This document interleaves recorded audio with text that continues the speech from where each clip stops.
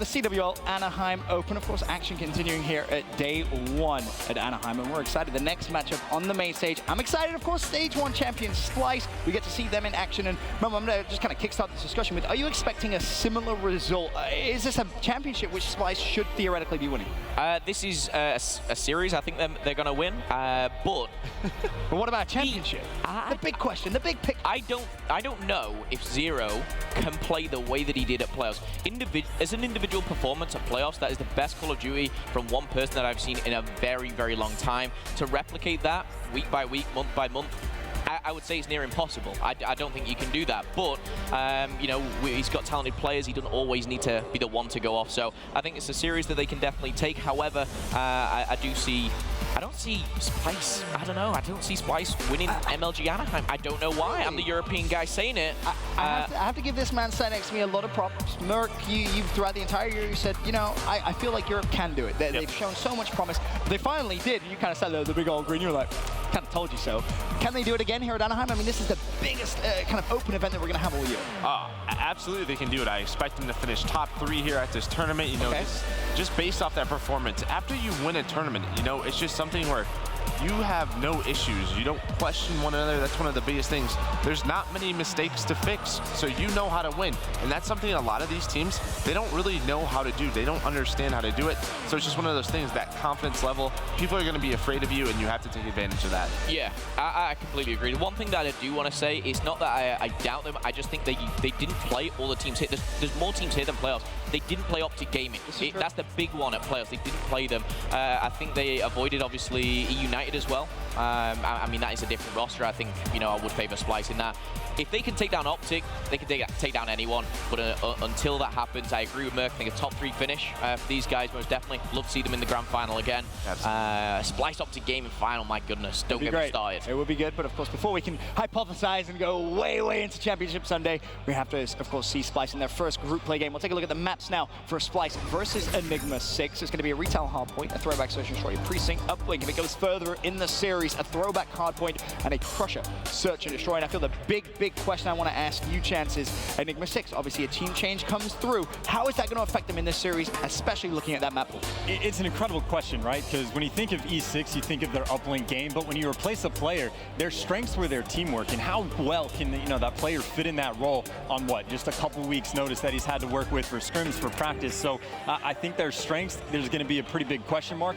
In terms of individual talent, though, I think Royalty is definitely a good pickup for the squad. I would definitely say he outshines Emery's, but again, it's all about that teamwork, and that's what E6, they desperately need that to be able to do well. Is Royalty going to be that consistent slayer Enigma6 have been looking for to kind of help out General a little bit in that department? I hope so, because I think that Enigma6 squad could really turn into a nasty one, that's for sure. But I believe the series about to get underway. We can send it down to our casters for the series. It's Mr. X and Maven.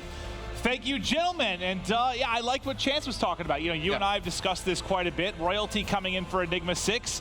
It's going to be interesting because Emery's was holding them back in hardpoint. I think this could be a big pickup. Yeah, Ruiz was probably their worst player in that game mode. It's so important for Enigma6 to get off to a really good start in this series. And I think Royalty definitely gives them a better chance at that. It'll be interesting to see how it plays out. The storyline on the other side of this certainly going to be Splyce. You know, a team that comes in to get that first European win on North American soil. Your Mad Cat kind of calling out the other teams after the event, like put in the practice, put in the work. We show how it pays off. It's been an interesting start for the kind of for the European side. Epsilon gets a big win. Red Reserve very close to starting out hot, but good start here for the EU sides. Yeah, I think Europe comes in with a lot of confidence to this event, right? I mean, Splyce, they played phenomenal at the Global Pro League playoffs. And I think they have the chance to recreate that here this weekend. I would not be shocked if you see them walk away with the title. I would love to see an Optic Gaming Splyce matchup. I would too, I certainly would, but I almost mirror exactly what Momo was saying in the sense of, I do think Zero is the best player in Europe. I think he's an absolutely special talent, but he did have one of those once-a-year kind of performances. Like, we're talking top 5 all-time KD through bracket play. Is he going to replicate that? I would be mind-blown if he did, but I still think they can get wins. I mean, when you look at it, it was SnD that was really stellar. Like, yes, they won. I think it was like 68, 69%, and 70%. When you look at the game modes between Hardpoint, Uplink, and SnD, they were the most consistent team throughout playoffs in Stage 1, but they had 3 guys that were in the top 4 KD for Search and Destroy at playoffs. I mean, that's unbelievable for a team. I think you could recreate it. I think, you know, with the playoffs so close to Anaheim, like there's not a lot of time in between for teams to make adjustments and whatnot. Why can't they do it again? Especially, you know, you're playing against Enigma6, a team that you've already played before. You played them at Dallas, you played them in the playoffs. And then going through, you have some teams in this pool that you're pretty comfortable with. You know, Splyce, we've seen them go up against Rise Nation before. We've seen them go up against Cloud9 as well. What's interesting, too, you talk about how they played one of his winners bracket semi just recently at playoffs. That was a 5-game series. Splyce ends up taking it into game 5, but we're going to actually play 2 of the maps they played. So Precinct Uplink, it was an E6 win 10-8. When you take a look at the game 4 Throwback, 250 to about 220 win for Splyce. So very close maps in 2 that they've just played recently. But it's a big question mark. It's like, you know, we're talking about teams like Enigma6, talking about teams like EG. With a new player on the roster, even United this weekend, when they have Swirly filling, it's like, how much can we use prior stats when they have another guy coming into the mix? It's extremely difficult, and I think you look at some of the teams, right? You know, EG with Parasite, you expect him to, you know, bring a little bit more slaying potential than they had with Study. You expect them to excel. You look at Enigma6, they were great in every game mode but Hardpoint. You had General, who could have some really great games, but Ruiz really hurt them in this game mode. If Royalty can come in and turn it around, this is an Enigma6 team that can shock a lot this weekend. And to highlight the Ruiz thing a little bit more, I mean, he was lowest KD in Hardpoint, lowest amount of time in the Hardpoint, lowest amount of defends on the team. I mean, they weren't in absolutely abysmal numbers, but compared to the rest of the roster, definitely not getting it done. So let's see if Royalty is going to be able to come in here, make a difference. It's going to be, I mean, 2 things to look at. 0 for Splyce. Can he continue the brilliant play we saw from him at Stage 1 playoffs? And Royalty on Enigma6, is he going to be that extra boost this Enigma6 team needs to be in that elite tier of North American squads? And you see General with the kill with the NV4 right away. I would not count him out of having a big game. This is a map, you know, very large Retaliation Hardpoint where you can see a lot of nice NV4 use. Well, let's see as the thing starts to get heated up. 3 kills going the way of Splyce. All the points to that point had been towards Enigma6, but now Splyce starting to rally in. We're on board with Bance. You see an X-ray, guys to his right and to his left. Jerd able to pick up 1. It's Bance that should be able to trade out the kill. Finally able to get it done as Splyce is now taking control of the scoreboard. Something interesting, Maeve, you know, we haven't seen it, quite frankly, at all, is a European team come in as the clear-cut favorite to a North American event. It's like, how do they deal with that? You know, a lot of times, you know, champions come in and they're a little bit overconfident, not as well prepared, you know, not as hungry as they were in the past. You're Splyce, you come in here, are you still playing with that fire that you had at playoffs? Well, I don't know. What do you mean when you say, I guess, clear-cut favorite? I think for me, to win the event, I probably still have Optic overall as the favorites. You'd have to say they're in the top 2. Well, yeah, that's the point I think I agree with. Like, to this point, I think we're coming into a lot of the big events. We would say, what? We would have Splyce finishing top 3, top 4 would be our expectation. This is the first event where I have no problem with someone picking them as the favorite to maybe win this thing, saying it's certainly possible coming off of that brilliant Stage 1 playoff. Yeah, and you see Proto here getting off to a good start on a 6 streak, working towards more score streaks as well as Enigma6 getting out to a little bit of a lead here, but pay attention to that left-hand side of your mini-map. The next hill is going to be Cathedral. You see General already there for Enigma6. If they can hold that hill as well, they can blow this first game open. Well, there's 2 players syncing up there on the backside. It was General alongside, I believe, Cade that are getting ready for the next set of spawns. But right now it's General at Plat, beginning to wrap back. You take a look at the mini-map like you mentioned. It's going to be all those 4 blue arrows set up at the top left of the mini-map to pick up time for the rotation. They are set up nicely here to get things done. And you know, Enigma6, they have score streaks as well, so it's not like they needed to rotate early. It's a really bad start here for Splyce, because if Enigma6, you know, they lose control of this hill, they just streak it and get it right back. So a lot of time here to be had for Enigma6. Well, Cade, the pressure, trying to deal with it, but it is Vance that's able to get the better of him, though. Proto picking up some streaks, drops a Trinity Rocket in, able to find 2. Jordan Vance deleted off the map, but it's Royalty we're on board with right now. Gets caught swapping guns there at window, and will ultimately fall. But Enigma6 beginning to build the lead here, just crossing over the 70-point barrier and escalating that lead to a 30-point advantage. And you see General double positive on a 3 streak right now. Cade doing a nice job holding down this market area.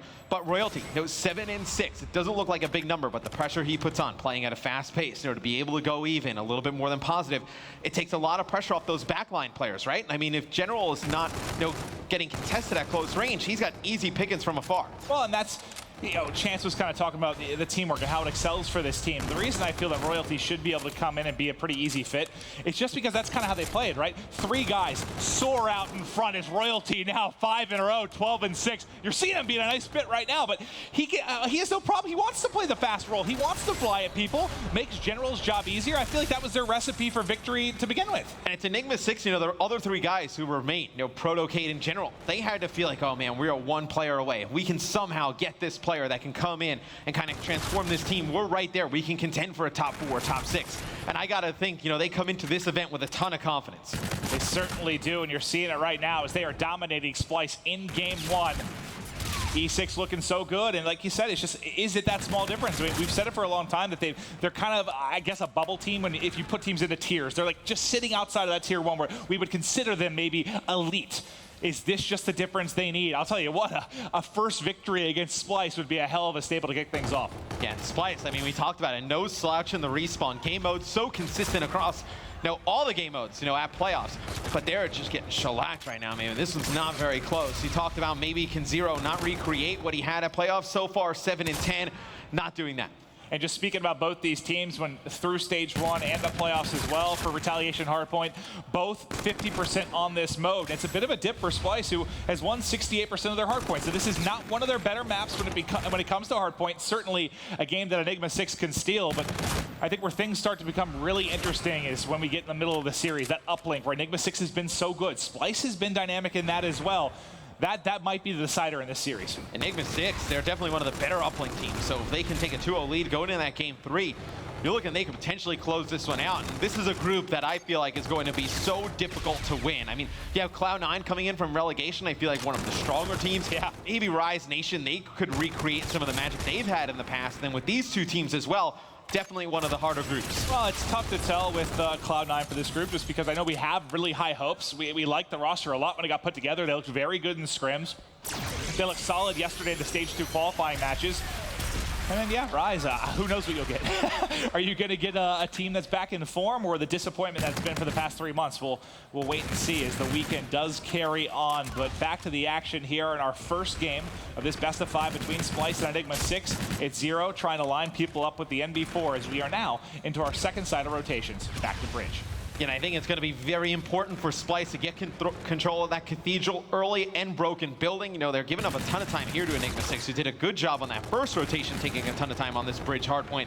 They need to get control of lower market, kind of reset the game. They can get it to within, you know, 30, 40 points. You know, after Cathedral going in towards Broken, maybe earn some score streaks. They're in a pretty good spot to potentially make a comeback. And man, I'll tell you what, we talked about Royalty. Would it be the difference maker? He's 17-13 right now, but hell, it's not him. I mean, I know Cade's struggling a bit on Enigma6, but you've got General going off, Royalty, Proto as well. And I'll tell you what, man, I think the single player that probably upped their stock the most for me over the past couple of months is Proto, without question. Oh, yeah.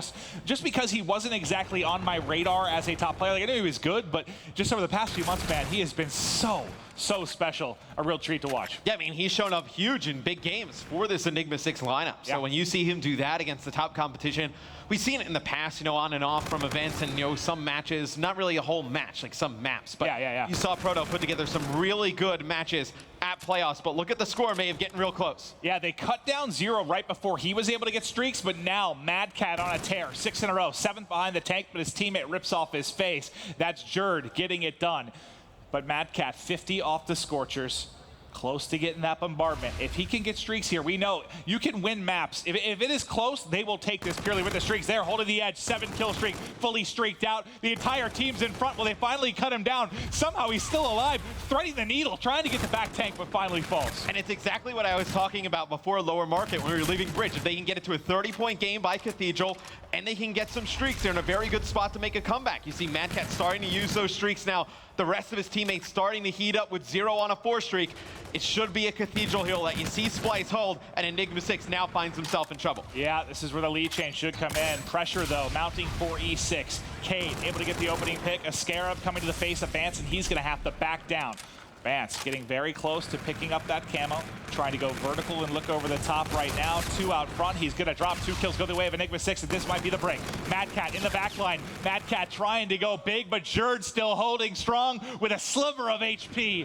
This is going to be our lead chain. Splyce taking control. Yeah, Mad Cat should still have streaks going into this broken hill. So, you know, Enigma6, they're getting set up, but these streaks are going to be able to break this right away. Splyce should get control.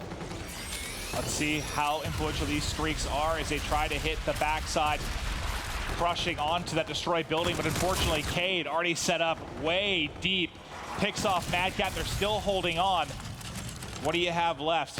Mad Cat, I believe, just Scorchers to work with. Here they come. The Scorcher's going to get called in. Probably called him in on bridge.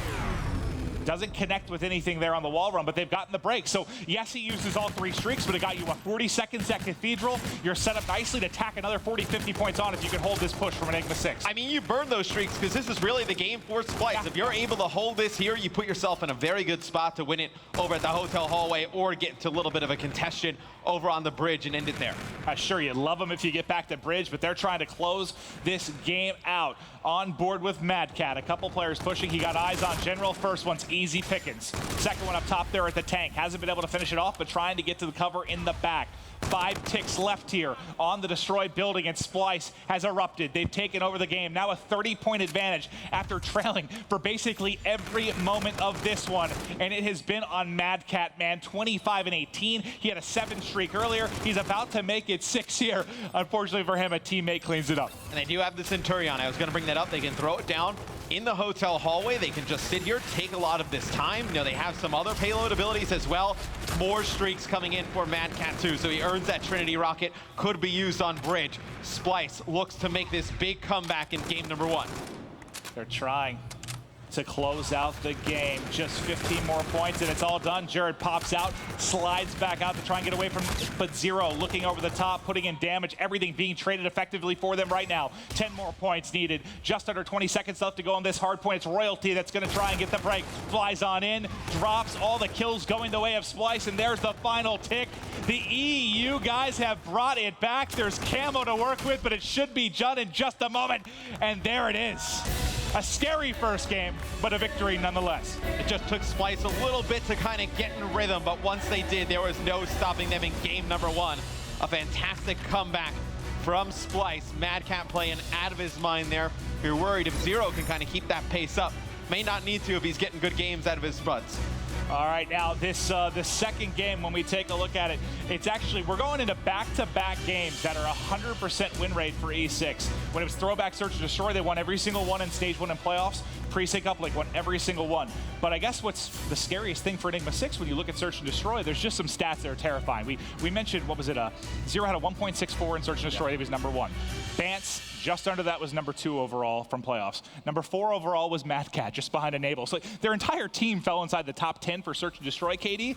And then a stat that the producers gave me, every single time that Splyce plants the bomb, 12 times they did it, 12 times they won the round. So it's a pretty good win rate. Yeah. Pretty good win rate. And I think Royalty, I think the one thing you've kind of gotten on him in the past is that he hasn't been great at SnD. So this is the one game mode where you feel like maybe, you know, a move from Royalty to Ruiz, it could actually hurt E6 a little bit. But I think Royalty, very fast player. Look to see maybe he gets involved in a lot of the first bloods. Yeah, this is a map where it's important, right? Whether you have an E-Rad or a K-Bar, if you're hitting kind of top mid by tracks, that's where we see 90% of our first bloods happen, right? Those engagements up towards just the middle of the map as people fly out to get positioning. Will Royalty be a difference maker here? And the one thing that stood out the most, remember the stats we got from JP that kind of broke down in 4 segments for first bloods for Search and Destroy. You had aggressive players, non-aggressive, and then kind of like good aggressive and poor aggressive in the sense of, were you playing aggressive and getting first blooded, or were you playing aggressive and finding first bloods? Shox was number 1 when it came to the category of basically getting into action immediately and winning those gunfights. Number 2 right behind him, Proto. So Proto has been stellar when it comes to kind of finding opening kills, getting first bloods, and really playing his life well. So I think Proto is going to be a big part of this if Enigma6 is going to fight back. And Throwback is a map that plays, you know, really fast. We see a lot of contention towards the middle of the map over on the tracks, like you were saying. So look to see, you know, Proto and some of his teammates. Maybe you see both teams and 2-3 players towards mid-map. A lot of fast fights. And this is it's a tricky map. I mean, I actually, when we were breaking down the stats for a later matchup, I kind of laughed because I remember talking to Aches and some of the guys. You know, a lot of the strats that came in Throwback Search and Destroy were created by United. They were kind of they were the throwback specialists to some degree. And it came down to I think they were winning basically something like 75–80% of those matches. And I looked at it from Stage 1 playoffs and from Stage 1, all the matches, they were 0%. So United went from like creating strats and being amazing on Throwback to not winning any. So we see that for a couple teams. Yeah. It's like no one really has figured out Throwback Search. It's just, it's a difficult map to play. It's just a lot of weird ways you can go about it, right? I mean, you can play, you know, pretty aggressive up towards the middle of the map. We see a lot of teams, you know, United, what they were great at, sending Pristini towards the top side of the map, going all the way around on these long flanks. And once they kind of, you know, teams got adjusted to that strategy, it was pretty easy to stop. You know, you forced him back towards mid-map, and you're able to deal with him pretty easy. So I think it's a lot of, you know, mind games on this map. But the big thing for me is going to be kind of the couple stats we talked about. The first blood effectiveness of Proto and Enigma6, and then the post-bomb plant play we'll see from Splyce. They get that bomb down, they take it. It's funny to hear that because you should have seen the number of tweets I got. When I was talking about the fact that I like the change when it comes to when you're no longer getting points for planting the bomb. You should just never comment on gameplay things. Well, yeah, right. But like, you no longer get that. So your camo player can't be 2 and 7 to get camo. You no longer get you know, that extra boost from planting the bomb. And I had a lot of people saying to me like, oh man, that like, what's the point of planting the bomb anymore? Well, it's the same point that it has been in the history of Call of Duty. You plant the bomb, you have the advantage. You put the other team on their back foot, they have to make the play then, and that stat kind of speaks to it for Splyce. You get the bomb down, you're winning rounds. In a game mode that is built around planting the bomb, there's still incentive to plant the bomb. Yes, there is. No, you make some amazing points as an analyst. Well, no, it's just, I feel like there were a lot of people that didn't realize that, and they were like, well, if you don't get points toward your specialists, like, why would you try to get it down? The reason you tried to get the bomb down in any Call of Duty previous to this, because you can force people to run at you as opposed to running at them. But no, it's interesting to see how that change will affect this weekend. I mean, I don't think it's going to affect it that much outside of the fact that you're not going to see necessarily camo in every single search and destroy. You're definitely not going to see 2 camos being picked up. It's certainly going to change it, but I don't know how much it'll affect the actual planting of the bomb in these games. But it's time for Throwback Search and Destroy. If you are just joining us, Game 1 goes the way of Splyce and a sick comeback over Enigma6. Well, I think it kind of affects the bomb carrier more than like how many times you plant the bomb, because now you don't have to, let's say, you know, if the guy just used camo, maybe you want to get reactive, you don't have to give the guy with reactive the bomb and try and get him closer towards that payload ability. So you can kind of keep the objective in one guy's hands the entire time. All right, well, let's get into the action. Looks like we're going to be kicking things off with Jerd on the defensive end. We'll see what plays he's able to make as Splyce coming off that Game 1 victory. Let's see, rotating through. Who do you want to see to kick off this search and destroy? Actually, let's go to Proto. We talked about Proto and his ability to get it. Sorry, I cut you off. No, I was actually going to say Proto. Yeah, that would have been actually one of the only times we've ever agreed on anything. But we talked about how good Proto was at getting first bloods early. See how he can affect the game here. See if he can put a map win on the board for E6. All right, so Proto, they're going to be flying towards the B site. Heavy early, nobody here for Splyce, so this should be a quick plant. And it's going to need to be a 4v4 retake likely for Splyce. Just look how spread out Splyce is on the defensive end. They see bomb go down, Cade watching the flank. He's going to see one go by, but going to pop out and challenge it. Easy win there on Jerd. It's going to force the pressure to come in from Splyce a little bit faster now. Well, Splyce starting to try and collapse. Unfortunately, seeing nothing. Players doing a good job avoiding the action right now for E6. Time is on your side. 25 ticks left here, but Bance able to turn this into a 3v3. Proto answering right back. Only Bance and Mad Cat up, just under 20 seconds here to work with. The collapse starting to come in. Bance, he's made this a 2v2. They have to go, though. Not enough time to work with. Mad Cat knows there's one here in the mid-cut, but here's the advantage of getting the bomb down over at this site. You can place from so far away. Royalty picks up one. No chance for Bance to get on the bomb and to be able to defuse it. And that is exactly why you want to get the bomb down. I mean, you get the bomb down, it's pretty easy to play the clock at that moment in time. That's a perfect example. You know, time is on your side. Even though Bance and crew did a pretty good job of trying to retake, by the time they got in a position where it was a 1v1, there's 9 seconds on the clock. There's nothing you can really do. I mean, Royalty comes out here. He picks up one kill. He knows exactly where Bance is as well. No reason to jump out and challenge it anymore. Knows the clock dwindling down. Bance has to get on it to defuse. Not enough time. A first round win for E6. And I mentioned how E6 was a 100% win rate on this map. Just to kind of bring it up, it's not like Splyce were any slouches. They were 66%, so they were pretty solid as well here, and we know how good they were just in general for search and destroy. So this one has all the makings of a match that should go the distance. It's going to be a quick plant on this B side now for Splyce to answer back. Well, so E6 plays the retake here. The Bance drawing first blood on Cade. It's going to be Jerd taking out General. General just goes a little bit high off that wall run, goes right over the top of Jerd. And this should be a round where Splyce closes it out pretty convincingly, Maeve. You know, a 2v4 with a bomb down. Be a massive collapse from Splyce. Yeah, and you're in the same spot that you saw before when you get a quick plan. There's just not enough time to work with. Even if you're somehow able to clutch up, now it's a 2 versus 3. By the time you find these kills, you're not going to have nearly enough time to try to get the defuse. Another excellent job from a team playing in a post-plant spot. Proto, last one up. See if he can maybe get off the map or find a last-second kill. We see Royalty in that position. I mean, needs to go out and challenge that area of the map.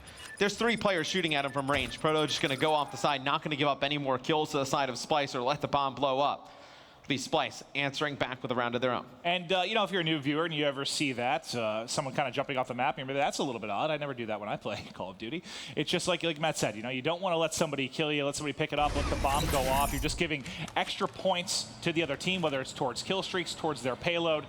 Heads up play there coming from Enigma6, but now it's time for round 3, all tied up at 1-1, and there's Jerd just snapping onto it mid-map. We talked about first bloods and how important they are there at mid. That is a quick round for Splyce. And you see that sometimes on Throwback. I mean, just so much aggression towards the middle of the map.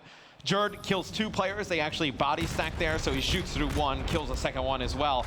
And then Cade, I mean, he's on the bomb there. No chance of getting it down. He knows players are converging on him. Zero's able to pick it up. A very good call there from Splyce on defense. Yeah. Poor Cade, you know, he starts playing the bomb before he's halfway done. I am the only person now not able to get it done. Now, let's hop into round 4. Jerd, again, just soaring out to mid-map. We'll see if he can find another first blood. There it is, ready to go. A bit of a bait and switch works out in their favor. Splyce, 4v2 advantage early on. Another one up top is tagged up. Jerd is soared in. He has 4 kills in the last 2 rounds, and they are early and massive ones. Now General all by his lonesome. The Splyce battalion collapsing. And that's back-to-back very fast and easy rounds for Splyce. And just look at the pressure that Jerd puts on the opponent. I mean, he goes right towards mid-map, he picks up a kill, he jumps right into their window. I mean, General cannot get in a good spot with the NV4. He has to play a little bit further back now towards his side of the bike path. Just the aggression, being able to take that mid-map control from Splyce is working so well. And before the match, you know, we talked about how well Proto had filled that particular role for Enigma6. I think he's going to need to kind of counterbalance Jerd throughout this, or it's going to get out of hand. Without a doubt. You see it now, Splyce on defense, playing a little bit more passive. Some aggression towards the top side of the minimap, though. The bomb will go down over at A, but it'll be Jerd yet again. Has FTL jump. He's going to go right by. He's actually waiting for his teammate to pick up this kill, but Bance not able to take out Proto right away. What happened there is Jerd goes around the wall, doesn't go shoot at Proto. He expects his teammate to kill that player before he drops. Just Bance not around to get that kill in time. Well, Mad Cat getting tagged up from multiple sides. He was able to take out a trophy and finally find the kill. Now it's going to be Proto by his lonesome. Going to have to clutch up, but time is still on his side. They got that bomb planted. They have to hunt for him. He's wrapping around the back. Should get perfect positioning. One going to drop. Saw the second, trying to get away with his life. Not enough time for Splyce to work with. Now, give me the final kill. Proto clutches the 1v2. And that's another spot where if roles are reversed there and the bomb's on the other side, that's a lot different scenario. But since he has the bomb planted, this is an easy 1v2. And we know it's so much time, no dwindling off that clock, only 15 seconds when Splyce gets on the bomb. I mean, they have only one option. It's like, okay, get on the bomb. You need to watch this one angle. If he doesn't come from that angle and he kills me, we lose the round. And right there you see, Proto able to pick up 2 kills at the end. Zero just not picking the right way to look, looking over Mad Cat. And I mean, just over the past couple of events, Splyce has had E6's number. Yeah, they 3-0 him in Dallas. They beat him 3-2 in the winner's semi at the Stage 1 playoffs. To be fair, the way Splyce has been playing as of late, they have just about everybody's number. We'll see if Enigma6 can fight back trailing by a round here. And E6, they have to be pretty confident. If you can take this map, you're in control for a lot of that hard point. Now you get it to a game 4, you're in a position to close it out. You may be able to upset Splyce here in our first series, but it'll be Splyce getting bombed down, and they had the man advantage, but Proto comes right out, kills the player who plants the bomb. Now puts a lot of pressure on Splyce, specifically Zero coming on this flank. Here it is, 2v2, the first gunfight goes the way of General and Proto. Now it's going to be all on Mad Cat. He's caught reloading. Nice win there. The L's up, and General and Proto get the clutch. But this is, in my eyes, kind of a must-win map, just because we know they can win the uplink, but games 4 and 5 are heavily favored towards Splyce. Like, it's like 25% win rate for E6 versus almost a 70% win rate for the side of Splyce. So they kind of need to win this search. They need to win the uplink, and then steal one of those games 4 and 5 in my eyes. But with Royalty in for Ruiz, freeze. Does that change anything for you? I know. We've talked about this a lot. It's like we love to go over stats and talk about how much they can affect stuff. And a lot of times the stats, you have a team stinks at one map, they usually do the next event. Yeah, that was like the delusional Cavs fans this year when they go down. Oh, we did it last year. Yeah, right. We didn't have Kevin Durant last year.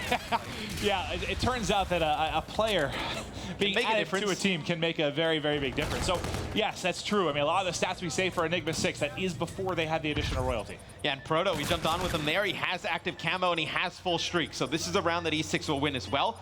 They'll go up 4-3, and then with that active camo, with those score streaks, you know, this is a game it's E6's to lose right now. I mean, and that was kind of what we talked about. We talked about the fact that Zero was #1 in overall KD per search and destroy from playoffs.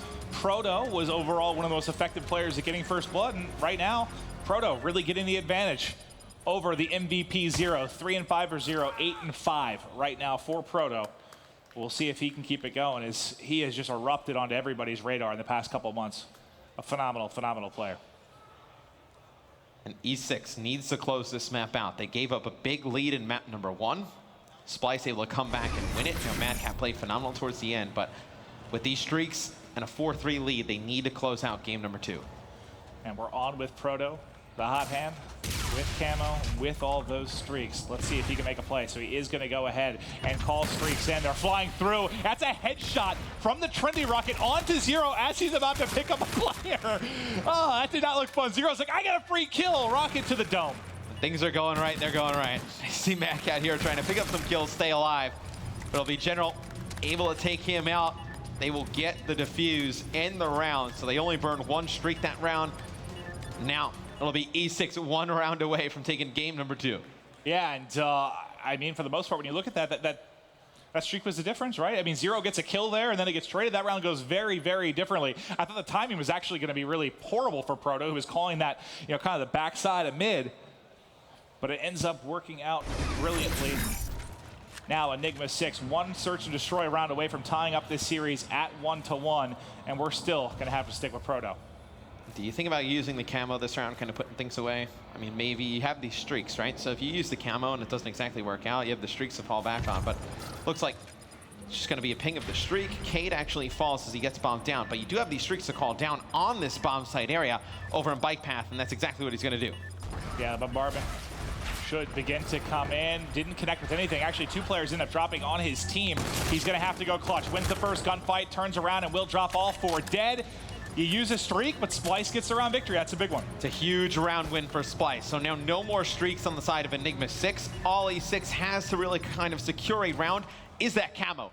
If Splyce is able to withstand that round where you see Proto use that camo, Splyce could pull this one out as well. I guess the new rules for the points for the bomb plant does change camo a little bit in the sense that if you are having a huge game and you get it really early, you don't have the advantage of maybe using it once and getting it a second time. Right. That's not going to happen, right? So you really, there's even more pressure, I guess, if you're going to get it once to use it at that really opportune moment, especially if you're thinking about it early in the game. But now we are obviously getting deep into the rounds. We're into round 10. Watching Jerd right now as he's pushing up through a bike path.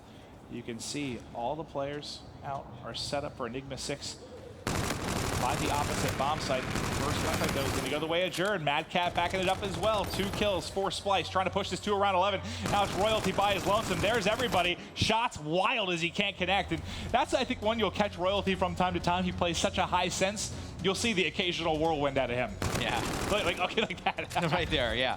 Exactly. But I did like this round, Maeve, that Jerd played aggressive again. We saw in the rounds that Splyce was able to win.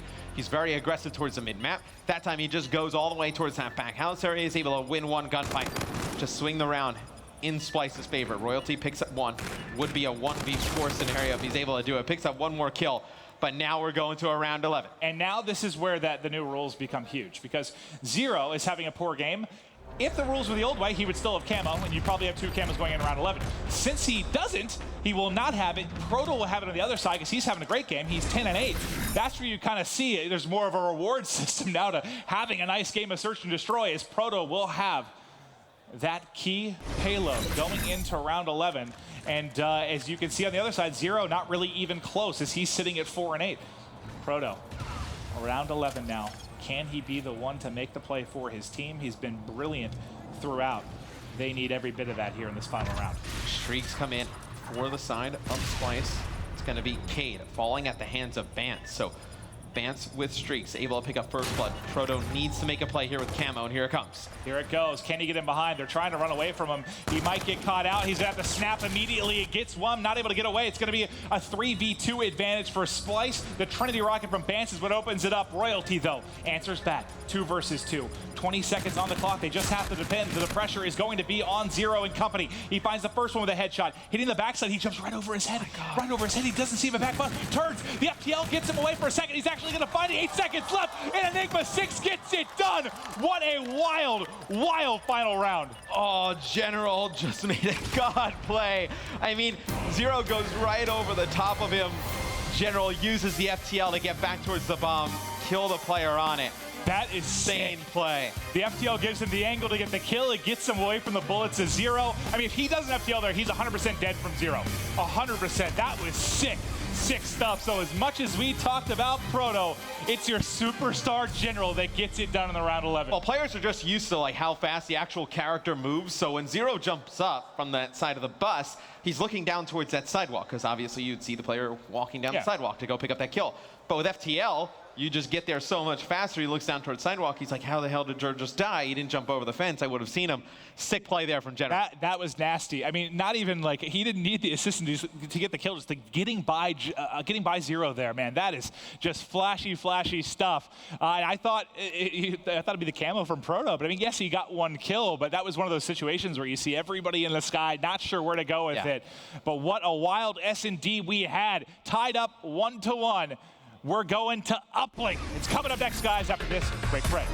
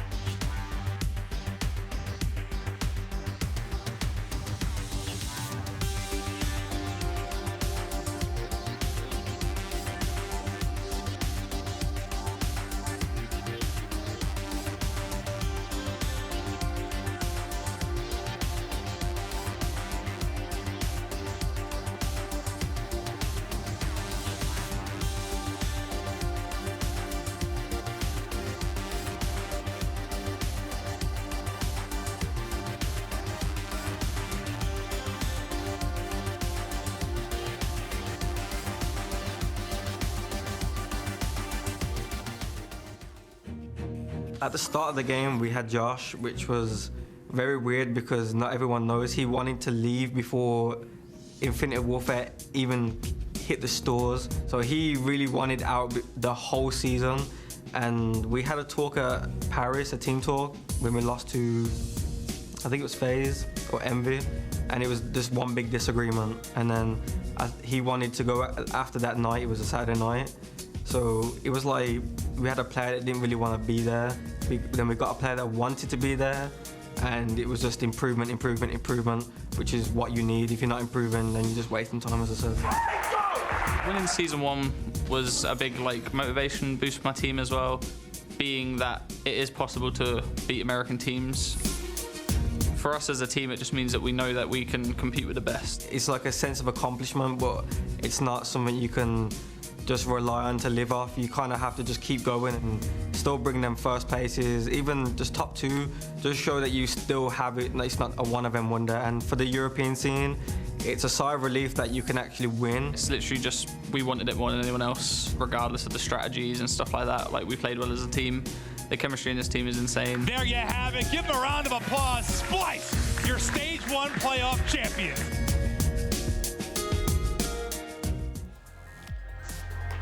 We are back. You heard it from the Splyce guys, and I have a question for you. Yeah. So you heard them talk about how important it was just kind of get that first victory.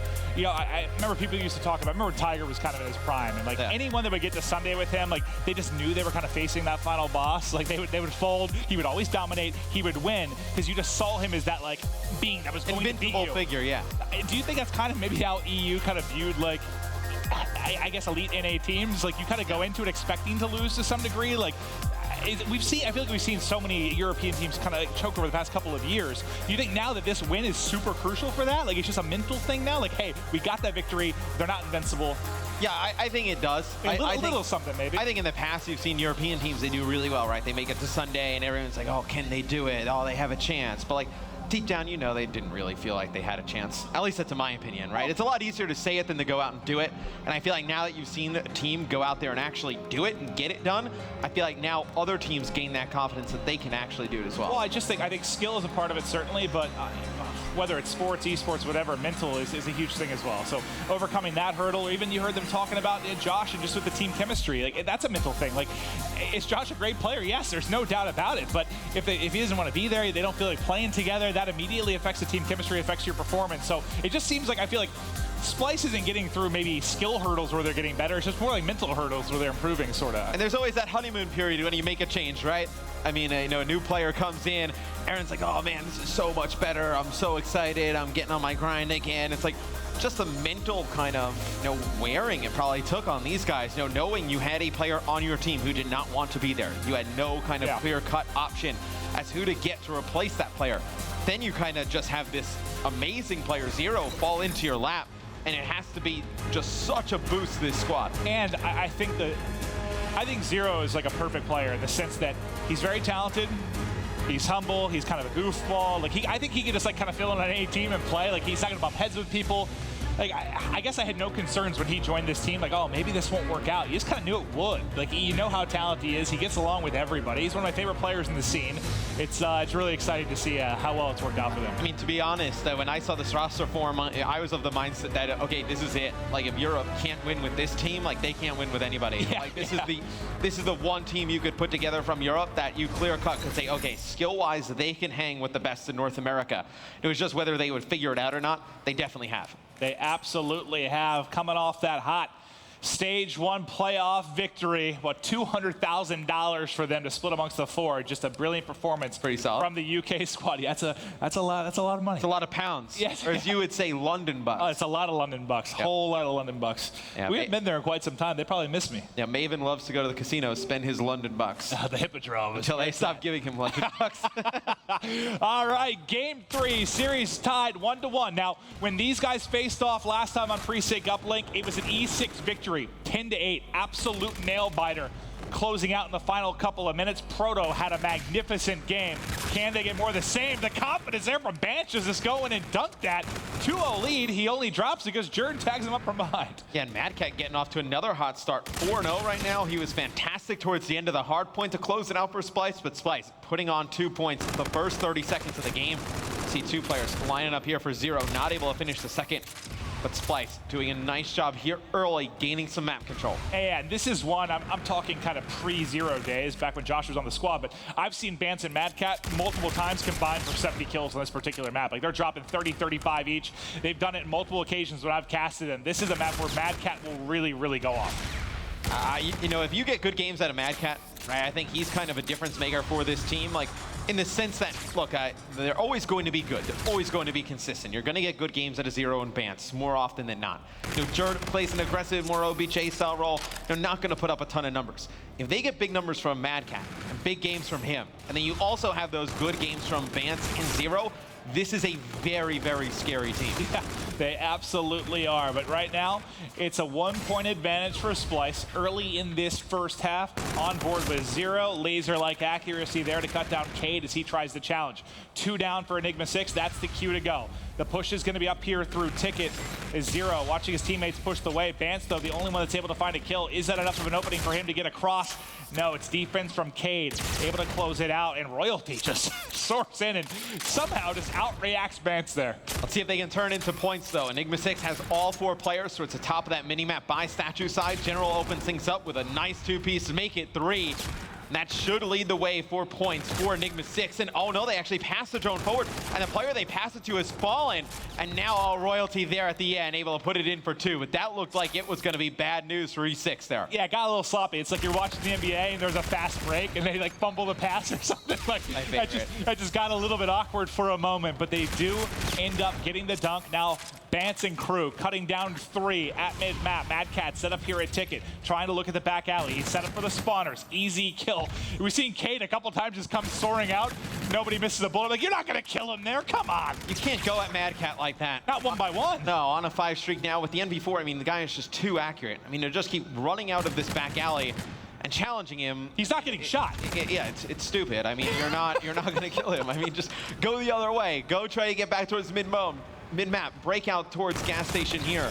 Just challenging him in that back alley, not going to work. And E6, they tried it too many times. More points now on the board here for Splyce, as now Jerd has full streaks. You got to imagine Mad Cat on a 6 streak. He's getting very close to streaks as well. It's not looking good for E6. Oh no, the streak now up to 7. Jerd has 6 for his. Look at this right now from Jerd and Mad Cat. This is an absolute brilliant performance from 2 of Europe's longest standing veteran players. Finally, he drops, but then we swap right over to Mad Cat, who's still going off right outside the base. 4 down for E6. If I was Mad Cat, I would not leave this position. Even if E6 gets back towards mid-map for the drone, you are unkillable back here. Finally, Proto able to take him out. It looks like actually Zero would have gotten team killed if he went in for 2, so he settles for the 1 as Jerd calling in more score streaks. But man, a lot of damage done in the first half. 11-3 in favor of Splyce. There's still a minute left. This is a massacre. Not good. It got completely out of hand. I mean, you think about Enigma6, they've been 3-4 down for what feels like the last 2 minutes. The entire game. They've spawned back alley, yeah, the entire game. Another dunk goes in, 13-3. And this is an E6 team that beat them on this map, and their best game mode by a wide margin has been Uplink. They win 66% of the time in Uplink. You're getting just dominated 60% of the time right now when you look at the first half. And even if you are Enigma6 and you start to make a comeback in the second half, like, Splyce is going to get their payload abilities faster. They have streaks on Mad Cat. Like, it's a huge mountain to climb the second half of your E6. You've had 2 bombardments called in inside 1. It's never a good sign. Nope. That's your final score streak that you get. You're a genius. I know, I am. The John Madden of Call of Duty esports. I say what's in front of me, Matt. Well, John Madden actually coached, and he actually had some kind of like previous experience at a top level. Whoa! Are we forgetting? I have several top 8s to my name, and I also have a coaching career behind me. I'm pretty sure you forgot your coaching career at one. Unite, 3rd place finish. Yeah. Curse. Didn't even make it into the league. Yep. I blame Burns for that one. Speaking to Curse, your job as coach was to get them food and make sure they were showing up to their matches. I was good at what I was asked to do, Matt. Very, very good at it. You're very good at a lot of things. I know. Supremely talented. But first half in the books, E6 just took a Tyson knockout punch, and now they're going to have to somehow fight back here inside 2. Not many teams survive a Tyson punch. No, not many people do. No. I believe there's maybe 1 or 2. Yeah. About it. All right, well, now into side 2. 10-point advantage here for Splyce. I mean, just look at the score is out of hand, but look at the slang right now. You have +8 for Jerd, +4 for Bance, +11 for Mad Cat, 0 +2. Like, it's just... Definitely not the start you wanted for E6. Everybody falls at the beginning. You give the drone to the other team, and now they have a fast break opportunity here. Get more points on the board. It'll be a 2-point play for Splyce. they're holding the drone for a little bit, trying to get back towards mid-map. It'll be 15-3 in favor of Splyce. I'm curious. I think they're different circumstances, obviously, but there's a lot more pedigree kind of on this Splyce team. But do you feel that there was anyone that sort of had a feeling? Remember after United kind of won the first event, there were still some people that doubted a little bit, like, they're not going to do that again. They kind of had to prove themselves the second event. Did you hear any murmurings like that with Splyce? Like anyone that sort of was like, that was a fluke. Like, they're not going to do it again. It's a different scenario because we've seen Splyce win in Europe before. So, like, we knew they were kind of champion. Like, it always felt like they were champions, but, like, obviously not doing it with all of the best teams, you know, and a lot of the North American teams there. Like, you never really kind of had that, okay, like, this is a team that can definitely contend. You knew they were there, they had the chance, you thought, for sure, top 4. But now I think there's not really a lot of questions to them. I mean, they've proven doing it at the Stage 1 playoffs against North American teams. No, I don't think anyone came in here and kind of doubted their opportunity to potentially take this tournament as well. I'm with you, man. I love this damn team, and I love the storyline that keeps developing with EU taking on North America's best. Splyce continue to dominate right now, though, against E6.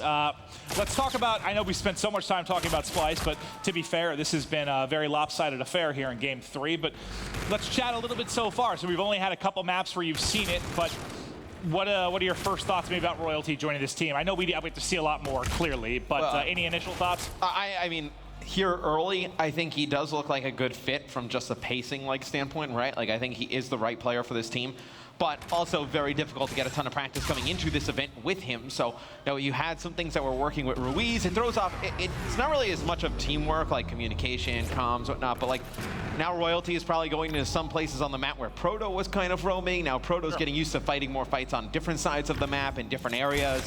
You know, same with the other guys. So I think it's definitely a little bit of an adjustment period. Well, think back to what Chance said. I mean, I disagree in the sense that I thought he could help them from a team point standpoint in hardpoint just because they needed more raw slaying. But Chance's point was, Uplink, they've relied on kind of not slaying, like kind of their teamwork and just flashy plays that they come up with. It's 20-3.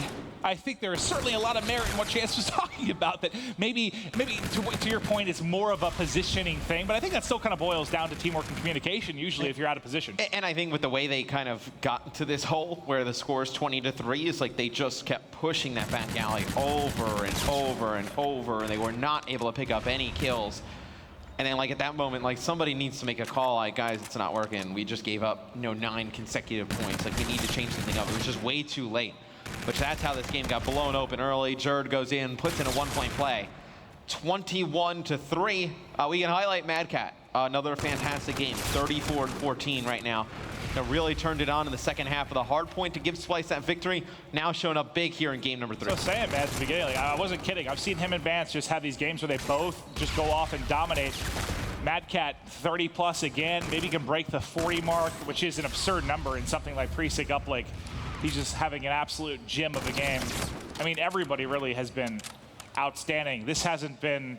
This is a game where everything has gone right for Splyce. I mean, all the guys have picked up the necessary kills. They've gotten on the good side where they put together a ton of points. Mad Cat there, the one blunder they have, they miss a 1-point throw. Boo-hoo. I mean, the score's 21-3, but I mean, everything that could have gotten right for Splyce, this game has. And I don't think... I mean, this map has become certainly a lot more 50-50. It used to be really lopsided towards that side because that back alley spawned. I couldn't tell you the last time I saw somebody get pinned that bad. Like, for that long period of time. Teams have usually kind of rotated out towards gas much quicker recently. We haven't seen, like, that. What, 5 spawns in a row? Yeah. Just get dominated? Well, he came off of spawn. He went on, like, a 7 streak, and then he died. They get those score streaks on him and Jerd, and he comes back and goes on, like, another 8 streaks. So it was, like, 2 different rallies of the drone for Splyce. 22-3. Making a statement in Uplink here against Enigma6. Yeah, I mean, if maybe Splyce was pissed, they thought this should be a 3-0. They were upset they lost that search and destroy with how good they've been in that particular mode. They came out and put on a clinic here. One more point to tack it on. A 20-point win for Splyce in a 2-1 advantage this best of 5. That was a thing of beauty. If you're a I was about to say when you said a thing of beauty, I was like, well, it depends who you're rooting. That is an Enigma6 fan. Definitely not a thing of beauty, but pretty much whatever's the opposite of that is. yeah, I mean, if you're a Splyce fan, that is a big win there in game number 3. If E6 had any confidence coming out of the SnD, well, that is all gone now. And that's what I like, man. Like, I feel like when Josh was on the team, you didn't see as much of that, just kind of the smiles, man, the fist bumps, just looking like they're having fun. Like, you can tell these guys, and you heard in the Matt Kid interview, they enjoy playing together. But now let's talk about the other side. Enigma6 has to come down. They're down a game right now. They have the ability to fight back, but I mentioned earlier that I thought kind of game 2 and 3 are must-wins for Enigma6 just because looking at the percentages, these next two favor Splyce pretty darn heavily. Yeah, without a doubt, but I think, E6 in the first hardpoint, they looked great for the first half of it. They were in complete control. The score was heavily in their favor. Splyce started to rally together towards the end and make that comeback. I think if E6 can kind of get that good start early, gain some confidence again, and I think, look, they have to be talking about right now, hey guys, look, we had that game 1. We just kind of gave it away towards the end. Let's put together a full good game of hardpoint and force this game 5. And to be fair, I mean, these are back-to-back maps in which these guys have played each other before, just recently at playoffs, and it was, what, I said a 10-8 victory for E6 on the Uplink, and then the next map was Throwback Hardpoint, which we're going to be going to next. And I think it was 250 to 212 for Splyce. It was very close. I mean, both their hard points in that series, it was like 250 to 230, 250 to 212. I mean, they're very close games. So hard point, this is definitely one that you could see maybe Enigma6 taking and pushing to a game 5. And if we get to a game 5, I mean, that's anybody's, I guess. It's Crusher, where Splyce has been very, very good. But stats go out the window for me sometimes in game 5s. Yeah, and I do think you look at, that score very close at Throwback Hardpoint at the playoffs. I think, that's actually maybe even favors Splyce a little bit more. They were able to win that one at playoffs. Now you come in here, it's not just Zero playing well, it's Zero, Mad Cat, and Co. We can take a look at the box score from Precinct Uplink. It is ugly, Maeve. I mean, look at this. I mean, 13 points in the first half, 10 unanswered in the second half for Splyce. 38 kills from Mad Cat. You know it's not good when the highlighted player has 20 kills on your team with a .67 KD. Yeah, I mean, that's not even a knock royalty. Everybody got beat up there. It was complete and utter just slaying domination there from the Splyce side, but you got to shake that one off, and you got to focus now on the next game, which is going to be going into another hardpoint. Which you fought him tough, very close game in game 1. Can you now do it? What's going to be the difference maker? When you talk about like Throwback, it's not as control heavy in the sense that you have these money hills that rotate into one another, and you can lock down a straight minute, straight 90 seconds. It's a lot scrappier. You have to keep it close throughout this. You think maybe that scrappiness factor kind of plays towards E6 a little bit more with royalty? I think E6 needs to do a good job of just asserting their pace on Splyce. They need to get Proto and royalty playing fast and in the Splyce players' faces. If they can do that, maybe they swing the game in their favor. I think if they let Splyce kind of dictate the pace of this game, it's one that they will run away with. And it's funny, you just talk about, we talk all the time about royalty and what a high sense he plays. I'm not sure exactly what it is in this game, but he's usually been on the high end, if not the highest end of all professional players.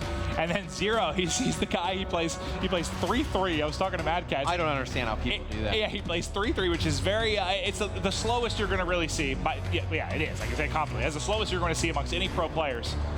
And somehow he keeps up with some of these faster players that are in his face with E-Rads, in his face with K-Bars. And that's a lot to do. You got to think about positioning. I've never understood why players have kind of gone away from high sensitivity. Like, it's just a comfort thing, I think. It's not as much as they like, oh, you have to play at this sensitivity. It's like, well, if you're royalty and you can shoot well at 11 and 11, let's say, for argument's sake, like, you should play there. I mean, it gives you a little bit of an advantage. I'm the guy that's always been I'm always in a crisis, man. No matter what the FPS is, I feel that I change my sensitivity multiple times. You're one of those day. guys. Oh, I'm not good on this sensitivity. Let me try this one tomorrow. It's like I'm instantly better. It's like the biggest no-no for a pro player at an event. It's the worst thing you can do. All right, let's get into it. Game 4, Throwback Hardpoint. Splyce looking to close things out. E6 looking to push this to a game 5. Kills traded back heavy and early. Bance, the lone man standing for Splyce, and going to be the first one to hop in and secure some points in our first hardpoint. You look at the minimap, though, that next hill coming up is Barn. That is where you see teams they can take a chunk of time on. Enigma6 spawning on that side of the map. So they want to control that area going into this next hardpoint. Splyce trying to take it over. Yeah, I have a question for you. So a lot of teams, you kind of have a clear favorite in who's going to be the MVP. Like your shining star, right? Optic has been one of the rare teams where you could have at any point maybe scump formal all your all-stars. You think Bance right now, he started out 6-0. He was the MVP from Stage 1 regular season. Zero's getting all the talk because he was so good at playoffs, but do you think this is going to be a scenario where either one of those guys, any given event, one of them could be the MVP for their team? Yeah, without a doubt. I think with the way that both those players play, I think there's some times where you'll see Bance, he'll have to trade for Zero, and Zero, he'll be the bait, for Bance. And I think right now you see Bance getting off to a phenomenal start, 6-2. The rest of the team, not so much. 0-9 across the board for the other members of Splyce. They know this game 4 started. It doesn't appear so, because we are a solid minute into this game, and we haven't seen a single kill from Jerd, Madcat, or there we go. Jerd picked up a kill with the K-bar. He's come alive now. He gets 2 quick ones. He's come alive with 1 kill. With a Band's fury from Jerd. Well, it was Splyce able to break the hill for a second there. Proto comes in, picks up 2 kills. He's going to be flying in with an E-Rat, not able to finish off Bance, but man, ugly start here from Splyce, but no, fortunate for them. Now they get control of Barn here. They have an opportunity to take some time towards the end of it. They can make this game close. Enigma6, when the other team starts off that bad, you really want to kind of lay it on them. They're getting up in the score right now, potentially to see if they can build towards some streaks. And this is a map, again, where like a big lead can just be disaster throughout this. You don't see big swings typically in Throwback. You don't see big comebacks. Splyce has to keep this close. And the only reason that they're even in the game right now has been Bats. I mean, the only one finding kills, Jerd, though, certainly has started to explode a bit as he's come back to 5 and 6 after starting 0 and 4. Yeah, I mean, Zero and Madcat are combined 4 and 14. I mean, not ideal for those 2 players. We've highlighted how good they've been so far in this series, but so far in this 4th map, they have not been good. 30 seconds left on Bike Path. A lot of time for Splyce. They could, pick up a few kills. You get this score around even, and you got to be pretty fortunate if you're Splyce. Absolutely. Incredibly fortunate. It's like you see that, it's like an NFL game, right? You're having a poor game offensively, but your defense picks it up, just gives up field goals, so you're somehow... Just keeps it close. Yeah, just keep it close, push it to maybe a late comeback. And Splyce, I mean, they did that in game 1, right? They trailed for most of it. They were able to push the comeback as the players started to heat up. But Enigma6 looking solid here so far. I would like the lead to be a little bit bigger than it is, but still a very good start for Enigma6. I agree. But like you see in football a lot of the times, right? They ask the defense to kind of carry the load for most of the game. Eventually they bend and break. The offense never shows up, and then you end up getting blown out. So how much can you rely on Bance? I mean, right? He's doing a good job carrying the load thus far. You need everybody else to show up because he's going to go through a few spawns or doesn't pick up any kills. And then, if things keep going the way they are for Splyce, it'll be a big lead for E6. Okay, well, back to mid-map. We see Royalty dropping. Enigma6, the lead, continuing to build. Watching Proto right now. Nice position, high off the wall. Okay, so he did find the kill before he dropped. I'm about to say, I thought Bance won that against him for a second. I was like, how in the hell was he able to take that? Royalty, though, and Cade combined to take out 3 here, Matt. But it's just the pace we were talking about, right? You see Royalty running forward at the E-Rad. You see Proto doing it as well. Just they're taking the pace to Splyce, and it has definitely bothered them here on Throwback Hardpoint. Well, this is, talking, I believe I was talking to Scump about it a little bit. This is a map that E-United plays really well. And he was saying how they kind of play hardpoint a bit like Advanced Warfare back in the day, where you didn't really worry about rotating early. You just hit. Didn't matter how much time was left. There's 5 seconds. They're fighting for those Eventually, 5 you seconds. pick up the kills. But this is a map that you can kind of do it. Like, you can just play fast, fly at hard points over and over again. It's going to work out well for you. And that's somewhere where I think that I kind of mentioned it before coming into this game, where Royalty's sort of play style, you think would fit into that nicely. Well, you think it makes a lot of sense, right? I mean, with the time to kill being pretty fast, if you can keep flooding towards these hills, one guy gets a few players weak, you're able to pick up both of them maybe with an E-Rat at close range. You just have more players in that area, you force spawn them out, you have control of these hills. That's the nature of the map. I mean, you think about something like Breakout, there's hard points where you get 2 cracks at, and that's it. There's 1 sometimes, depending on how long you take to get to it. Here, if you're trying to break Barn, you get, 4 or 5 attacks that you're actually able to try and get in. Usually, one of those going to go your way. But let's see if Enigma6 can continue to hold on. 40-point advantage right now. That's 4 big kills for Enigma6 on rotation. You see how far away the members from Splyce are from Barn. See General here towards mid-map, able to pick up 1. 1 more has made it down towards Bike Path. He's not going to be able to locate Madcat, but Celsi, Enigma6 holding on to this hill, able to pick up a lot of kills. Well, now the fight for the backside of Barn. Royalty likely going to be the first person in. First engagement goes his way. Proto finds another. That's the plan of attack. They are going to go through. 3 down. Last in the back. Soaring back is Royalty. 4 in a row for him. 3 in a row for Proto as E6 continue to fight. Continue to look to push this to a Game 5 Crusher Search and Destroy. And it's been Royalty and Proto. They've been a duo. You know, you thought when this team was formed with Royalty on it, this is what the potential of this roster could do. Proto and Royalty could give you a lot of trouble up close with these SMGs. How many times have we seen it? Proto finds a kill, drops. Royalty's right there to trade it out. Royalty finds a kill, drops. Proto's there to trade it out. Back and forth these two guys have been, and we'll see if they can continue it. But you see, just about to hit the 140 mark is E6. The final couple points, though, going to Splyce. And now the race is on for Bike Path. Royalty should be coming in behind several players. First engagement takes out Mad Cat yet again. Now, who's going to be the first one to the hard point? It looks like Proto is going to be set up nicely. Just look how aggressive you saw Royalty being right there. He just pushes the other side of the map. He's able to pick up Mad Cat. You see it in the feed. He's able to pick up Zero as well. So any chance for Splyce to really break in and get a lot of time, you know, to control both sides of Bike Path, not going to happen. It's going to be Royalty able to get in and contest. And this is one of those deficits where I actually think this is, without streaks or some crazy plays, this is where it gets to be very, very scary, where a comeback almost becomes impossible because it's just difficult to chip away because you don't have those 50-second holds on particular hardpoints. You're going to need almost perfect hardpoint from Splyce to come back in this. They have got to have a flawless statue here, buddy. But we did see Splyce. They came back in the first hardpoint of the game. You see Vance there. He has his camo. He has streaks available, so they could use them here on baseball. You're going to see Trinity Rockets come in. Vance able to connect with one, trying to locate a second one. He's going to try and get Cade down towards the bottom of Bike Path. Not able to take him out. But the damage is done. It is going to be Splyce able to bake here on Braceball Field. I was going to say, I mean, these comebacks are typically impossible unless you have streaks to work with. I mean, those streaks end up being huge. And you see they've already got the first 20 or so seconds here from Baseball. A flawless hold would bring this back to just about even. But it's Proto getting in the backside with the camo. Finds one, snaps to locate the second. His teammate just dropped on the front side. There they are to sandwich and find the kill. Enigma6 gets a quick break. And that's the nature of this map. I mean, especially towards the end when you have payloads that come into play, it's really, really back and forth for control. Splyce going to be Zero, though. He was hiding behind enemy lines. He was able to get one. Trying to finish off the second one here. Has teammates in support coming off the respawn. It'll be Jerd able to take out Cade. Zero setting up in the back. He is earning streaks now as well. And the score getting closer here, Maeve. A lot like our game number 1. Yeah, these streaks could very well be the difference. That's going to give you so many good opportunities to get a break where you're not trying to fight in down a man or in these 4v4 situations. You're able to give yourself an advantage time and time again, but that's 3. Dropping for Splyce. E6 now trying to rack up some time, but Jerd able to clear them out. And if you're Splyce right now, I mean, maybe you're not able to get a ton of time. You just have to make sure in a hard point like this at E6, you can't give him 3 points top middle. Well, you can't leave it uncontested as well because look at the overall game clock. There's only a minute left. Not a lot of time left in this game. You know, a lot of contention, a lot of open time in these hard points has led this to, you know, potentially go to, you know, the clock running out.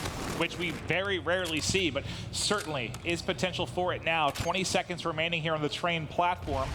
And that'll bring this back to a nail biter if Splyce can hold out the remaining time. It looks like the rotation is going to be to Barn for Enigma6. They'll give up those final 20 or so seconds. And now it's going to be on the break. So do we see the streaks come in from Splyce to try and cruise into Barn? I mean, you have the cover of Barn to work with. It's going to be a little bit more difficult to find that opening pick. Well, it's hard. We never really kind of deal with this situation because with 52 seconds on the overall game clock, like you need to break into this hard point. I mean, you can't afford to go to Bike Path where we see a lot of time contested, and same with Baseball. So Splyce needs this hill badly. They really, really do. Jerd winning a couple big gunfights. Now the collapse starting to come in, getting to back Ramos. Oh, almost wins another, but General able to get the better of him. General and company still up 30 or so points, but Splyce is currently in control of Barn. Is this where we finally see a lead change? It would need to be perfect from Splyce, but so far, so good. Cade, next man in. Nice job going vertical and the slide in the melee. Cade with a sick 2-piece inside to secure some time for E6. 25 seconds left on the Barn hard point. Looks to all be going towards Enigma6. It looks like Splyce going to contest. Cade working towards streaks. There's 2 players in front of him, not able to locate either. And it'll be Splyce. They're paying for the last 10 seconds here. They need to get over towards Bike Path, though. Jerd currently working on a bit of a streak as well. He's still got a ways to go to the streaks, but now the Scorchers are getting called in. They don't connect with anything. They don't clear anybody out. And actually, 3 players drop for Splyce. General going massive here at back. Lemon gets 3 in a row before Mad Cat finally able to pick him up, but now you've had Scorchers expended. You see the Rockets are also going to be coming in. Sorry, the bombardment to try and clear the way, but Cade and company still here holding on. Finally, Zero and Vance able to come through, but like you said, this cannot be a contest fest. You've got under 30 seconds on the clock. Yeah, Splyce needs to play very aggressive, cannot let E6 just come in and contest this hard point. Only 27 seconds on the overall game clock. And look, right now, the clock is going down. Yep. Vance needs to get this player out from Enigma6, or else the game could potentially end. And going into baseball, it's going to be very difficult for Splyce to get early control. This is absurd. This would be a wild comeback for Splyce, but they have to get in. They're contesting now. You still have Camo to work with and not able to win the gunfight. Everything going the way of E6. They're just over the 200-point mark, but there's under 15 seconds on that clock. There's nobody in the hard point. Just keeps ticking away. We're at 11 seconds right now, buddy. If you're E6, do you not get in the hill and just slay around it right now and just let the overall game clock run down? I mean, 8 seconds left. It almost looks like the way what Splyce is playing, they just don't really realize that this is the situation they're in, but they get a break. 6 seconds left on the overall game clock. Splyce trying to make the comeback here against E6. They may be able to do it, but 2 kills go the way of E6. Proto and Cade opening up. Mad Cat trying to wrap around the backside. He has Centurion to work with, but not going to help him in that situation. The time limit is reached. It ticks off with the contest, and that is one of the rare times we see that happen. I'm so focused on Splyce getting back in control, but it's contested that whole time. All they had to do is throw their bodies at it. Not even the whole time. I mean, when Proto just jumps in there to fight Mad Cat, it's maybe unintentional. I mean, that's the route that he wants to take to fight that gunfight, but just that split second inside of the hard point gets the contest to knock that second overall of the game clock down.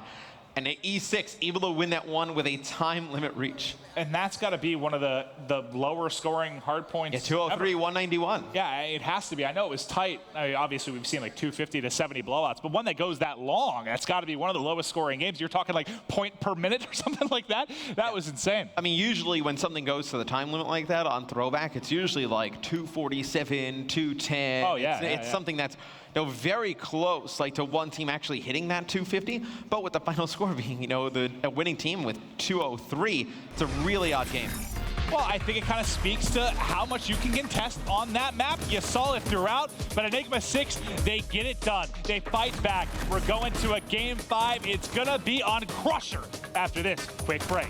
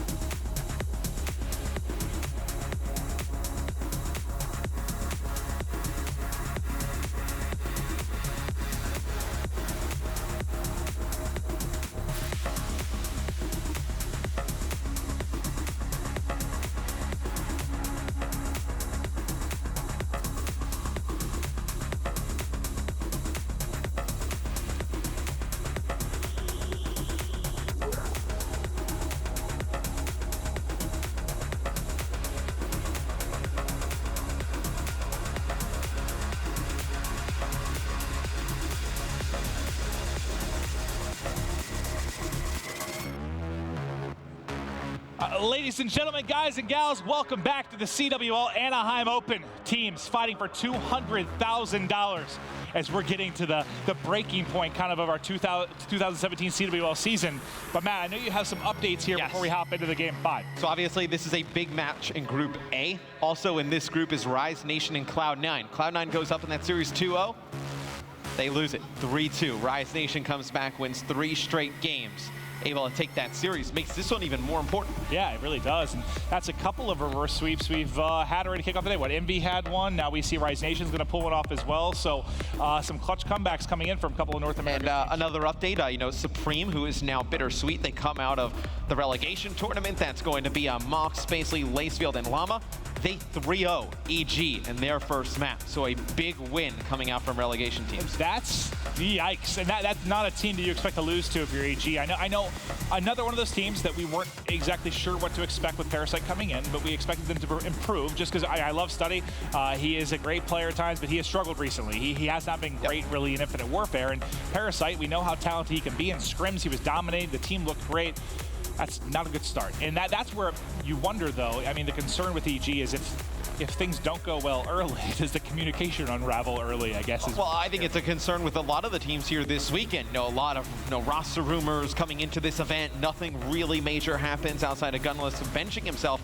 Like, you look at a lot of these teams, they're kind of in shambles. Like, if they don't play well at this event, like, we may see really big changes throughout the entire scene. Yeah, it's funny because, you know, it's like, I think in the past for Call of Duty, there's been too much roster mania, right? Too many changes. But now it's like, there's been so few changes this year. It's like we're watching teams sort of deteriorate and die before our very eyes a little bit. But, I mean, there's also been success stories where teams stick it out and bring it together. But I'm with you in the sense that I think we'll see quite a few changes after Anaheim. I think teams have just been afraid to make changes. Yeah. Like, I think that's really, they've just kind of been content with where they are, and they're like, oh yeah, we're top 8, we're in a good spot. Like, tough. You went from Dallas right to stage 1, from stage 1 right into Anaheim, from Anaheim directly into stage 2. Like, there hasn't been like a real good time. Like, hey guys, if we make a change now, we've got a month to practice with this squad. That's not what would you rather do? Get a month of good practice or a month of, I don't want to call it pointless practice, but you're playing with a roster that you know is kind of, it's like when a coach like doesn't have like more than a year left on his contract and he's just like a sitting duck kind of coach and you don't really believe in him. It's like, if your roster you don't feel that great going in, it's like, you know, why waste the time? You know, put together a team that you're pretty confident in, you're going to put a lot of time in before the event. Look at E6, they make this change coming into this event, and they're still, you know, in a spot to compete. Yeah, this will be back-to-back Game 5s for this matchup. They went the distance to a Game 5 at the Stage 1 playoff and winners bracket round 2. We're back to a Game 5. Splyce got the better of E6 in that particular matchup.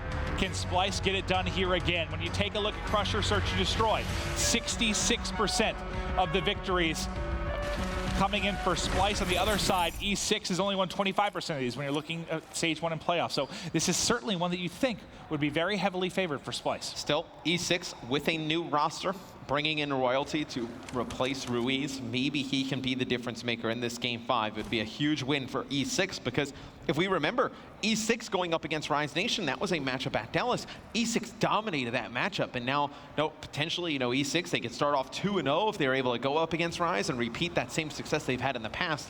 Be huge for E6. And the defensive rounds here are going to be crucial. I mean, this is probably the most lopsided when you take a look at the statistics. 58% of the time, the defensive team wins. That far outweighs any other Search and Destroy map. Well, it's because there's very difficult, angles over by the A bomb site for the offensive team to push. So what do? They mostly always go towards B, and it's a pretty easy site to retake. Well, offense first for E6. Bomb has planted. They're now going to play in the 4v4 post plant. Now going to be looking at Splyce to try and retake. You see number 8 all the way on the left side of the map. That's going to be Zero, who's going to try and collapse with his teammates. Now they're going to come through. A trade to open things up. Zero comes in the backside and does find the opening kill. Mad Cat into the action as well. There's one now remaining. General should be pushed in a moment, and that is a beautiful defensive retake from Splyce. And you see why it's so difficult to win those offensive rounds. As soon as the bomb goes down for E6, Splyce, they pounce on that player, they fly on through. They just keep pushing E6 further and further back. They're able to get control of the site and get the defuse. Right, it just feels like you have such better kind of angles to work with when you're even retaking there. You have kind of one rock to hide behind. You have that little narrow hallway where you're so prone to from grenades if you're on offense kind of post plant. You're just relying on somebody going huge. I mean, you still have 2 people left up for Splyce after they get that retake. Now to be Splyce's turn on offense. A nice round from Jerd to open things up. He starts out 2-0. See how E6 decides to play this on the defensive end. So they put a little bit of pressure over towards B. Going to stack the site, so they don't want Splyce to get anywhere close to getting down that free plant, then trying to retake. They're going to force Splyce into either jumping in, fighting these gunfights head on, or rotating out towards A. Oh, Royalty gets the first blood, trying to shake and bake here at the back box. What a beautiful play there to get 2. But as he does that, 2 come through for Splyce. So we've got a 2v2 now. 0 going big. Now it's a 1v1. Bance versus Cade. You see on X-rays right around the edge. He's going to snap. Brilliant stuff there from Cade to tie this up at 1-1.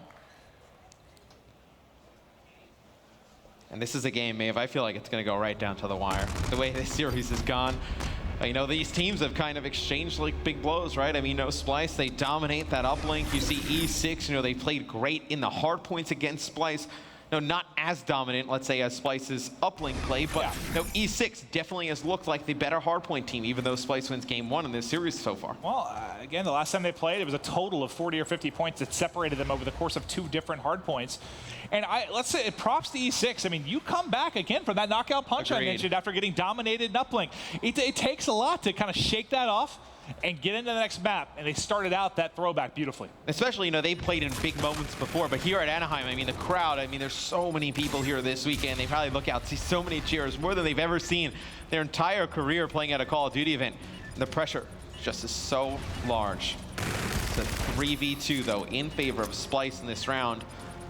See if they can win it. Oh, a nice play there, though, as General turns this into a 1v1, General versus Mad Cat. Mad Cat just spotted him. Easy pickings, plenty of time for the defuse.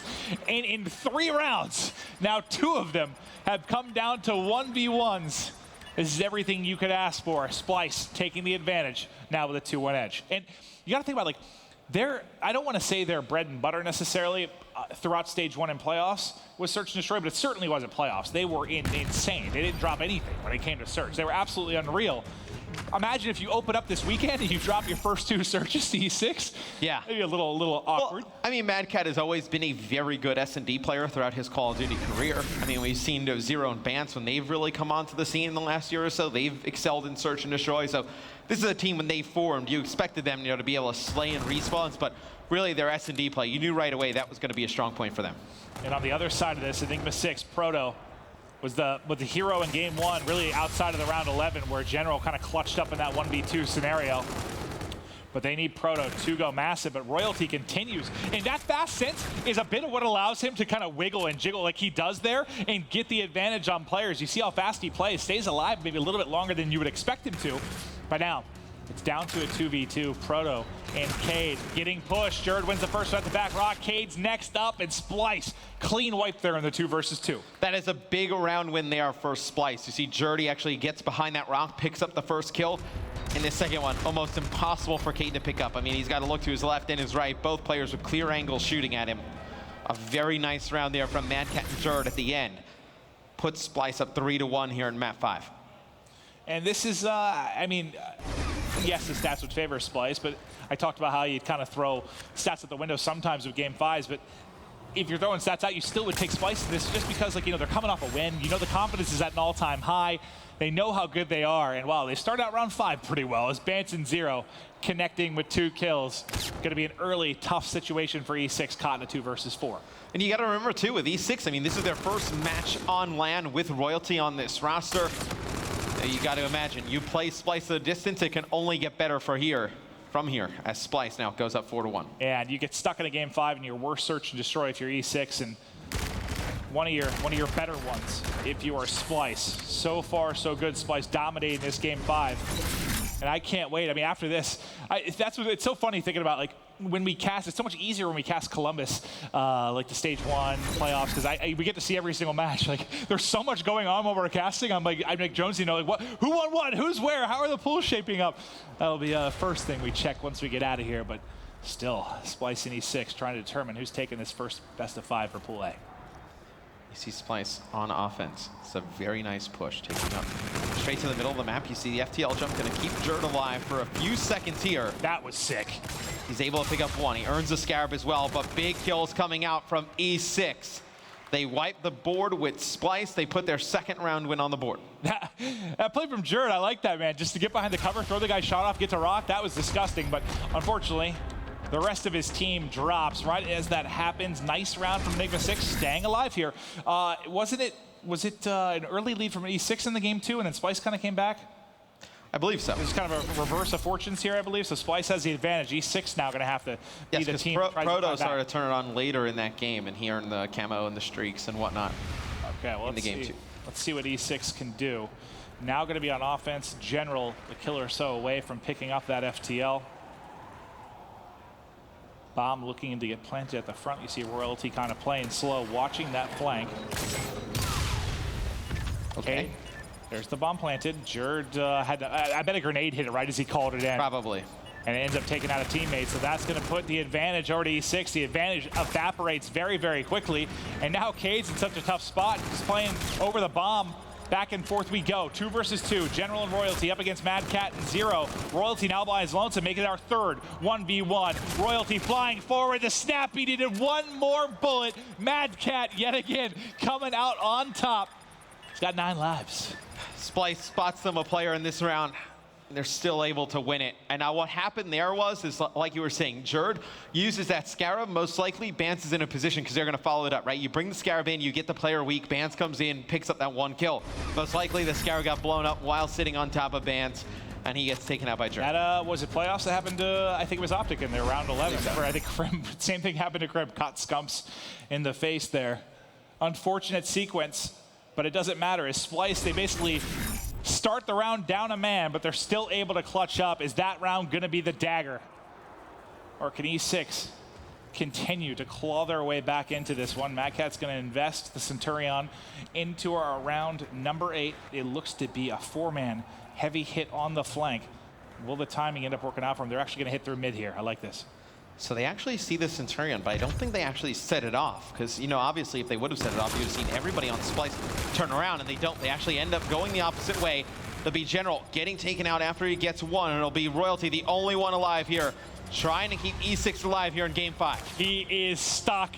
They know right where he is, trying to make plays, but cut down. Splyce clutch up in Game 5 and get the victory in a grueling series. I mean, we had mostly tight maps outside of that Game 3 uplink where Splyce just destroyed them. But otherwise, what are your final thoughts from this? Splyce on form and E6 looks better? What do you kind of take away? Oh, look, you saw Splyce clutch up there in Game 5, but I think if you're an E6 fan or if you're an Enigma6, you got to be pretty happy with how you played. Obviously, outside of that Game 3 where you got blown out. No, Game 1, you lose that hardpoint, but you were in control a lot of the way. You win the Game 4 hardpoint.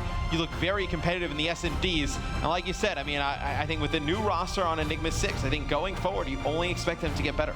I mean, I know you got blown out on a map, but you have to be pretty happy when you take the reigning champions to a Game 5 like that. And then remember, in round-robin format, it can come down to map count for who's taking the top 2 spots in this pool. You hear Cloud9, Rise went to a Game 5. You at least pull 2 maps off of Splyce. I don't know if Rise is going to take 2 maps off of Splyce. I don't know that Cloud9 will take 2 maps off of Splyce. So even though you take a loss there, I think you feel okay if you're E6. Yeah, and you got to think, you know, E6 goes into their matches against Rise and Cloud9. No, you probably would favor them in both of those matchups, I would say, going forward. So I think Enigma6 still in a very good spot in this group. Well, that one in the books. Splyce gets it done for now. They start out a nice 1-0 in the group. And I don't know. I'm not even sure what the next matchup is to come or which pool we're hopping to. I believe the match after this on the stream will be Luminosity versus Envious. So I think that is a very big match coming up next. All right. Well, we saw Mad Cat dominant all series. Fantastic in that uplink. We've got Puckett on the floor with him. Thank you, Maven. First of all, everyone put your hands together for Splyce. Yes, Mad Cat, you had some awesome words at the end of stage 1. You basically called out all of your countrymen, everyone else at Europe, saying you got to put more time in the game. Clearly, you guys have been putting in tons of time. Do you feel you are the best team in the world right now? I don't think we're the best team in the world. I mean, there's like 5 or 6 teams which could just win the event. So it's really who turns up in the day between them, like 6 to 8 teams. But I think we're definitely up there. We shouldn't really discredit ourselves. We won the last event, and we're coming to do the same thing, and we just got to turn up. Enigma6, in theory, is your toughest competition in this pool. You went the distance, but you were able to get the edge here in the Game 5. What's up next? What's the expectations for this squad? They took us to the last map at the Stage 1 playoffs, so it wasn't that unexpected. They were a good team. They got Throwback twice, which is their best maps against us over the whole season on IW.